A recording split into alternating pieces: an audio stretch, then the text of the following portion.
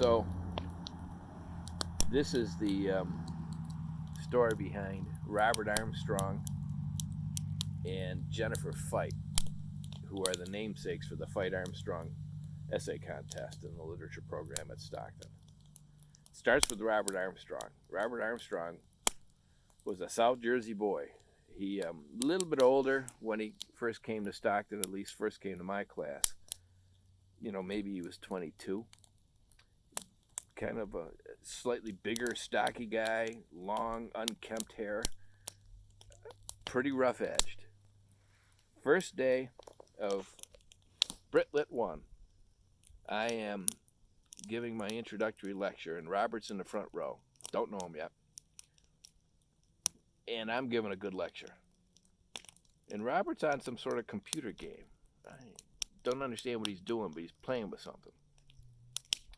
And turns out it was his first class and first day at Stockton. And I was on fire. I'm not going to argue that most of the time I'm on fire when I'm giving my introductory talks, but that semester I was just flying, making good points, using all of the correct terminology. I was just doing a good job. And I kept looking down at Robert, and he kept playing this, whatever this thing was. So finally, I just stopped and said, "What are you doing?" I just stopped the whole class and looked at him. And he sort of looked up at me. And he said, I'm sorry, I'm looking up all these difficult words you're using in this electronic dictionary that my mother gave me for my first day at school." And I said, "Oh, okay, well, keep going." That's how I first met Robert. Robert came along. He was a creative writer. And it surprised me in a way, but I suppose I shouldn't have been surprised. When he graduated, he had been accepted into NYU to get an MFA. Wow. Big coup. Really proud of Robert. Yeah, holy hell. And unfortunately, that summer, he was sitting in his mother's bar in South Jersey, drinking a beer, and he just had a heart attack and fell off the stool and died. And it was very upsetting. Word passed quickly. Robert had two very close friends, really sort of a Three Stooges thing, Jennifer Feyt and Vinnie Seglia. And that fall, when we came back, Vinnie and Jennifer put together a memorial volume. I wrote something. Stephen Dunn, Pulitzer Prize winner, wrote something. Lots of people. Jean-Andre Nelson, a professor of French, Vinnie, Jennifer, all of his friends. It's a moving volume. It's down in special collections. And we went forward. At Christmas break that semester, I get a call from Vinnie.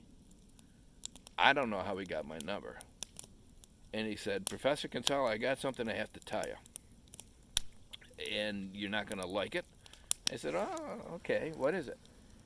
Jennifer was delivering pizza. She was on Route 30. You remember that squall, that snow squall we had a couple days back? Yeah, that was a bad one. Well, she's not a very good driver.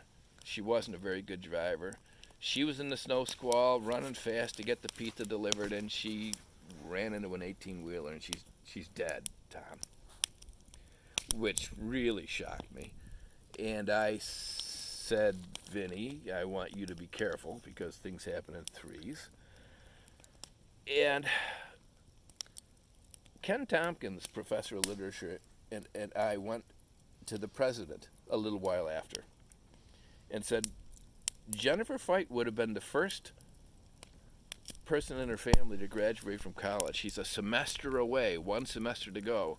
We really think you should consider giving a posthumous degree. Her younger sisters, that would be a thrill. Her parents, I think that's a good thing."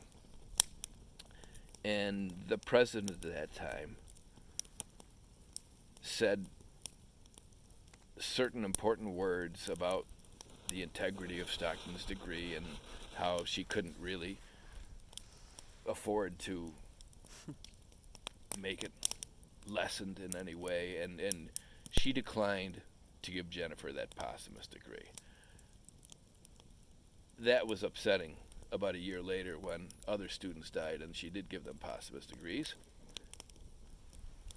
But we still remember Jennifer, and we still remember Robert with the Feyt-Armstrong essay contest.